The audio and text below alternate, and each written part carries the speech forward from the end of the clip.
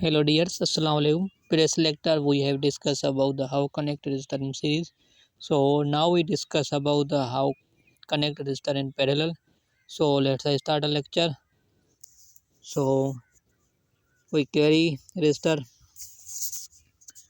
So resistor value change 8 kilo ohm. Another resistor is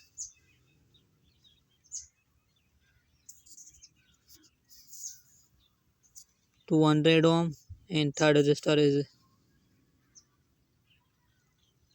1 kilo ohm. So now we carry source, voltage source. So voltage source,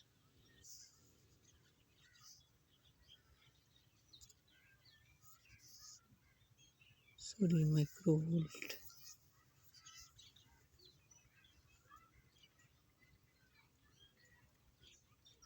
100 volt. So now we connect each resistor. So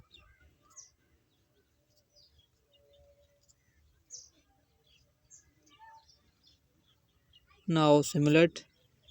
So now we see here, so volt.